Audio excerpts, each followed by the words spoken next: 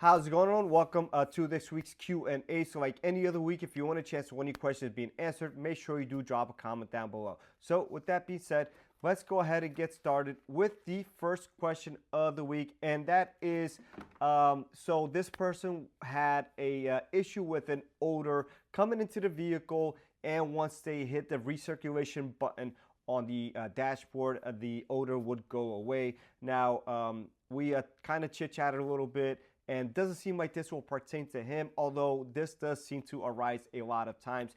And some of these, issues that could be happening are, if you park where there's a lot of leaves collecting on your cowl and stuff like that, and you haven't cleaned them off in a while, it could be that they're starting to get all nasty and gunky, and that odor starting to come into your vehicle, collecting on top of your cabin filter. So you want to go ahead and check that and make sure that's not what's happening. You also look for anything odd going in the engine bay, sometimes rodent droppings, sometimes, these rodents bring certain foods in there that may be laying on the exhaust or the turbocharger or something that gets hot, bringing that odor inside. Also, if you have any leaks, oil leaks, coolant leaks, some of those odors could be coming in the cabin as well. So secondly, that cabin filter that we spoke about, if it's dirty, if you're a smoker potentially, or if you bought a used car and the old owner was a smoker and has, like a nasty cabin filter, you want to go ahead and check that out, clean it out or replace it. I recommend replacing it. Some people want to if it's just a couple of leaves and they're nice and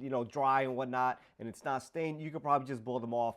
I would probably still recommend replacing it at that time, but blowing them off in that situation would be okay. Now if it's real dirty, if it's not nice and white, get that cabin filter out of there, get a fresh one in there. Also, we see a lot of issues with people running over some plastic bags, usually is the case, or anything plastic, and getting stuck to the exhaust and causing a foul smell coming into the car. Now, that could also be an issue. Again, if you ran over a bag, let's say on a highway, and now you're getting a smell, then that could definitely be a possibility. Also, maybe something rubbing, maybe you're dragging something, causing a smell, or some brake caliper sticking. A lot of different scenarios. Just be wise, make sure it's not something next to you, a different car next to you, bringing that smell in the vehicle. And if you turn on the recirculation and it goes away, chances are it's definitely something on the outside. Now if you turn it on and it's still smelling, then possibly maybe something even going on inside the car. Maybe you have a water leak, starting to get all nasty in there. Just a lot of different variables, but some things to look out for. So hopefully that answers the question for you. All right, so the next question is, what are some potential issues with aftermarket headlights? So back in the day when you could just pop in a bulb, everything would be okay. Now everything is so sophisticated that, after a vehicle usually gets into collision, insurance companies will decide to replace it with an aftermarket light. Sometimes the light will not even work right off the bat. Sometimes it'll work for a while, then fail, prematurely. Other times it'll throw a code, oftentimes even leading to a vehicle not starting. So, stuff to look out for. Another issue that I have, this pertains usually to the rear lights where people get, those animated lights that they do all these different animations and stuff. Sometimes they're just like clear lenses. Sometimes they have, some sort of cycle to them or something along those lines. Sometimes they just look different. And the problem with those is the weather seals are not good. Eventually water gets in there, salt gets in there, starts destroying those connectors, and not only taking out those lights and that connector, but also damaging the OEM connectors, oftentimes needing to having a harness replacement or some pigtails replaced at that time. So just a couple of different scenarios of issues that aftermarket lights can cause. Now obviously if we're talking 10 years down the road and a OEM headlight is $1,500, let's say, and an aftermarket one is $200, take your chances on the aftermarket one. But on a fairly new car, try to keep that aftermarket stuff out of there because it's probably going to be more of a headache down the line than it is worth. So hopefully that's a question for you. All right, so the next question is just about oil dipstick level readings. So typically from the bottom dot to the top dot, or from the minimum to the maximum, or from low to full, whatever your dipstick says, is give or take about a quart. So if you're going to your dealership and they're leaving it halfway, it's probably just about a half a quart low. Now, will it cause any long-term damage? Probably not. Same thing goes if it's a little bit over the full line. That means it's probably half a quart or so overfilled. Will it cause any damage? Probably not. Now, if it goes 1.5, 2 quarts full, absolutely, the car is going to start smoking. It's going to start having some of that oil go back into the engine where it shouldn't be, start smoking, damaging some parts, your catalytic converter and stuff like that. Additionally, if it's 2 quarts low, then obviously we can have some oil starvation issues leading to some catastrophic damage. So if it's in between those two lines, that's usually the safe area. Just above the full line is usually safe as well. Now, obviously, we try to get as close to as possible to that top line. If your engine is consuming oil, then you want to take care of that. You want to make sure that you're checking it regularly and adding as needed. Try not to let it go before that below that minimum or that low line. But generally speaking, if your dealership or your mechanic or you yourself is adding a little bit too much oil or a little bit less oil, try to just be mindful, and next time try to correct that. Mention that to them. If you pay for it, they should correct it, absolutely. If you did it yourself and it's just a little bit low or high, if it's low, it's easy fix, just add some more. If it's high, you probably want to drain it, but if you don't and it's just like a hair over, you'll probably be okay until your next oil change. So hopefully that answers the question for you. All right, so this next question pertains to the rod bearing recall, but this could go for any recall or any issue being investigated. So the question is, I'm concerned that my vehicle may be affected or may have an issue down the line, and it's currently not part of a recall. So we know that this is being further investigated. I think they added the total cars being investigated. I think it's 1.4 million. Correct me if I'm wrong in the comment section down below. So from the original couple 100,000. So obviously the issue may be bigger than we initially thought. So if your vehicle is not affected by the current recall or in the VIN range, then I would just let it be. Don't stress it. Unless if you're hearing some sort of an odd knocking. Now, typically a rod bearing knocking is about like 2,500 to 3,500 RPMs or so. So if you're hearing a noise in that range, maybe something going on. There could still be something else, but that's typically the range that we hear. Again, if you're not affected by it in the original range, I would just let it be. I have a Pilot, so I hear your concern, and I hear, what you are saying.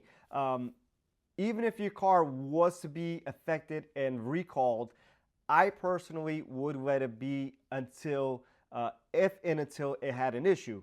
So, the problem I see with this is if in fact 1.4 million cars get recalled, this is going to be a ton of cars, straining these dealers and technicians and Honda. There's not going to be enough parts. There's not going to be enough hands.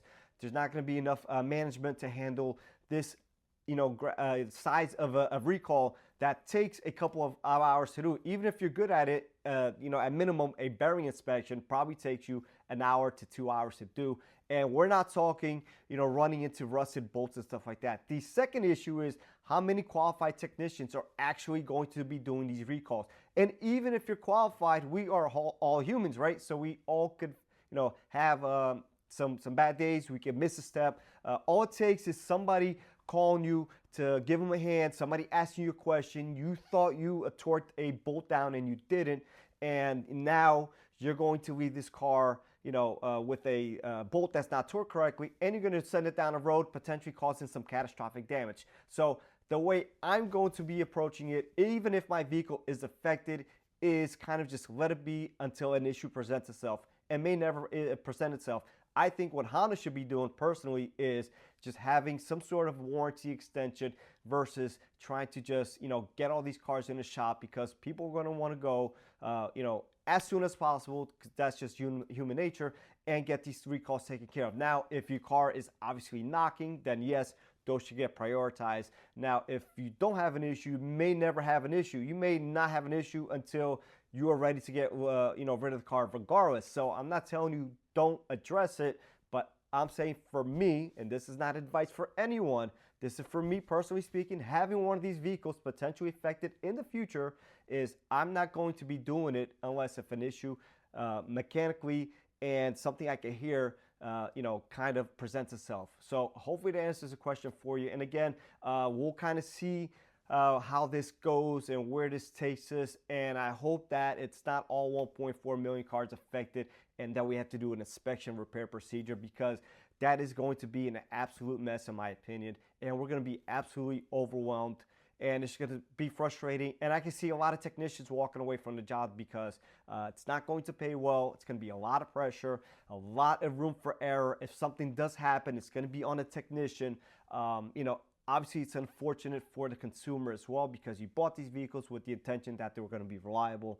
So it's a sloppy situation. It's a sloppy mess here. There's no perfect answer in my opinion. I think a warranty extension would be better, maybe like 15, 20 years, 300,000 miles, something like that. That's something Honda could definitely do.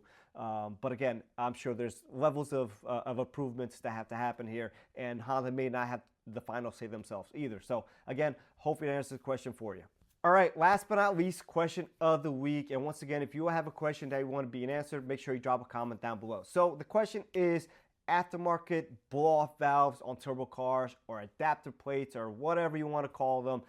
They sell all sorts of different, blow-off valves, adapter plates, etc., etc. So is it a good idea? Does it harm your engine? Now, does it actually harm your engine? Probably not. Now, the issue is that these systems are recirculating, so they recirculate that air, that discharge, back into the engine. Now, when the ECU is not seeing that, it may cause you to have some lights, some issues, or something down the line. It's just some weird running conditions. So will it ever cause an issue? Probably not. Although, you should probably try to keep the ECU as happy as possible. Now, a good way to get that same sound and effect from a blow-off valve is just an open air box with an open filter. So there's a couple different designs. Usually PRL makes some really nice stuff. You could also just have like a K&N setup where it's a pipe with a cone style filter, and you'll get basically the same exact sound without causing any damage or any unhappiness from the ECU. And that's personally what I would do if I was looking for that sound. I would not, and I will not put any blow-off valves or any adapter plates or anything like that on my personal vehicle just to get that satisfaction of that sound. I'd rather have a happy ECU and a good running car, both short term and long term. So with that being said, hopefully that answers the question for you, and I'll catch you on the next one.